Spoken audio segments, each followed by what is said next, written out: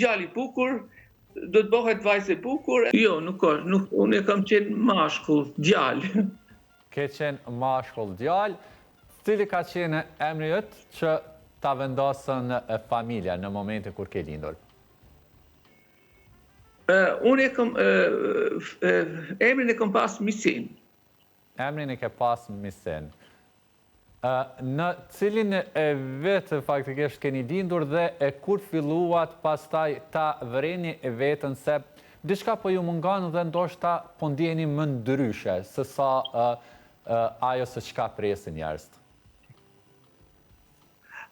Po, unë kam lind në vitin 1956, e korrikun e vitit 1956 në Pej, dhe unë qenë nga shkolla fillore, e pash që nuk kuptoja atëherë që është pengesa hormonale, por shokët e klasës me refuzojnë nga fuzbali, gjaj se unë jam vajzë, shkot e vajzat, edhe kështu që djemt nuk gjithni me ignorojnë, dhe me vajza luishim, këto marrëdhënie nga feminia, nga puberteti, e shtyn psihiatrin e vitit 1978 të me lejoj shëndrimin kirurgjik të seksit.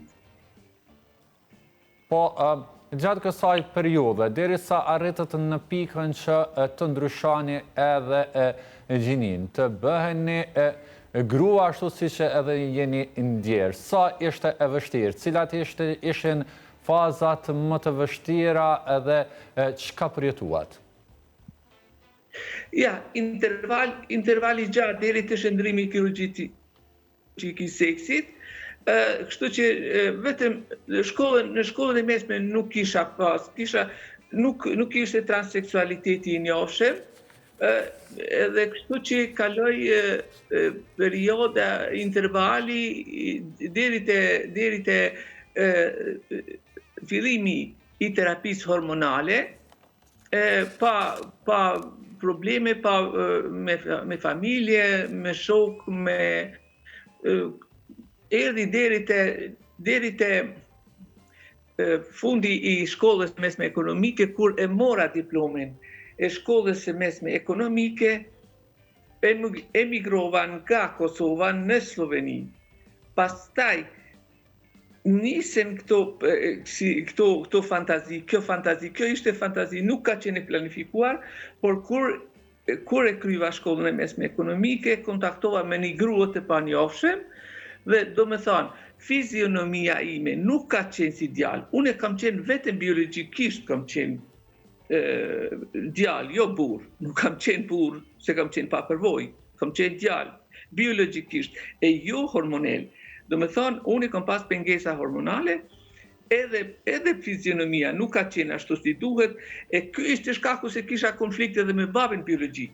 Se baba, kur e shifte djali, ka lind djalë, e ka buzë të femrës, fizionominë e femrës, ati nuk i pëlqente. Kisha vetëm me babin problem. Jo, nona të akcepton si që, edhe kështu që kjo vajzë, kjo grua pa njohur, me sa diçka një farë shëndrimi i seksit, kirurgjik i seksit nga Gjermania, po thash jo, po kur burri, baba i 4 fëmijëve, u bë femër, po kur nuk muj une që nuk jam, që jam gjysmë femër. Edhe më hyri në gjanë e kokë, edhe shkova të mjeku, me 3 dite, ju drejtova mjeku të përgjithshëm në Mariborin e Slovenisë, ju lutem, unë nuk merrem me transseksualitet, unë jam mjek i përgjithshëm, duhet të uzoj, që uzoj në keni psihiatër, me uzoj në psihiatrinë e Mariborit, psihiatria Mariborit thanë, mirë, djali bukur, do të bëhet vajzë e bukur, edhe më drejtu në kryeqytet, gjaja se në Ljubljan, gjaja se një psihiatër i Ljubljanës ka përvoja me transseksual, që nuk është e vërtet. Transseksualiteti nuk ka qenë i njohshëm në vitin 1979, në kohën e Jugosllavisë.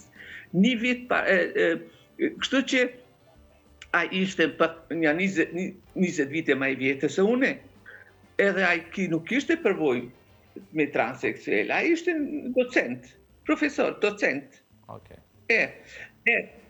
e ky e shpejtësoi procesin, edhe pse transseksualit i vendimi i shëndrimit kirurgjik të seksit zgjati 2-3 vite, për shembull 2 muaj, 3 muaj, nuk zgjati më shumë.